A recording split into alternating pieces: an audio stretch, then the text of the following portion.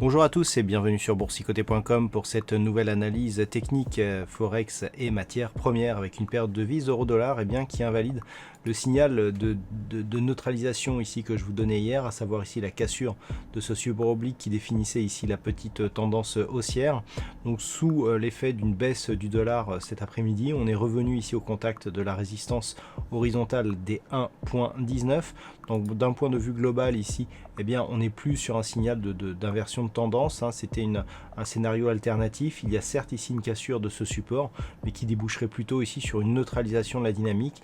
Donc a priori pas de retour pour l'instant, en tout cas sur la zone des 1.17. Toutefois, si on venait à casser ici à la hausse cette zone des 1.19 et dans la foulée ici, si on venait chercher cette zone de point haut proche des 1.20, en cas de dépassement de ce niveau, on pourrait retrouver ici une dynamique haussière. Et puis sur la paire de devises livre sterling contre dollar américain, nous avons donc la confirmation de la rupture de cette zone des 1.3010, avec ici donc cette zone qui a été confirmée comme résistance après la cassure que nous avons connue donc il y a peu.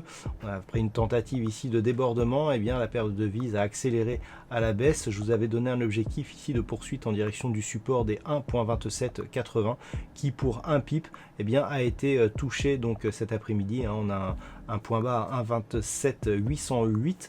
Donc on peut considérer qu'il y a contact ici avec la zone de support.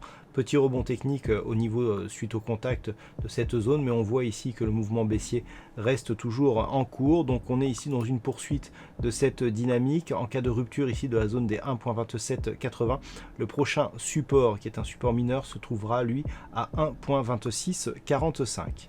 La configuration technique qui commence à être ici survendue, notamment au niveau du RSI, laisse encore de la place au niveau du MACD, donc il est tout à fait possible qu'il y ait rupture ici de cette zone d'une manière assez rapide. Et puis sur l'or, nous sommes toujours ici dans une phase de neutralisation entre 1910 et sous 1980 $ l'once, donc une évolution qui n'a pas changé aujourd'hui malgré des variations ici du dollar. On a connu une petite hausse mais qui s'est tout de suite consolidée, donc un petit mouvement ici haussier d'un point de vue très court terme, mais qui ne remet pas en cause la dynamique actuelle qui est totalement neutralisée sur le métal jaune. Donc ça reste neutre d'un point de vue court terme sur l'or. Et puis enfin sur le WTI, malgré un rebond technique aujourd'hui, on reste dans une dynamique baissière suite à la rupture ici de la zone horizontale des 39 $ le baril. Donc nous avons connu une accélération, un contact ici avec la bande de Bollinger inférieure avant une stabilisation et un rebond technique.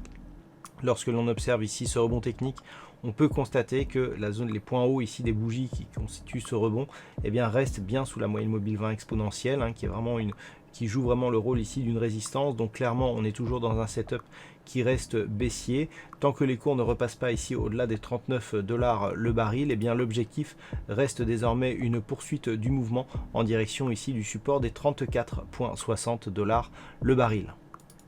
Voilà donc ce que l'on peut dire sur cette configuration technique Forex et matières premières. Passez une bonne soirée, on se retrouve dès demain pour d'autres analyses techniques, toujours sur le site boursicoté.com.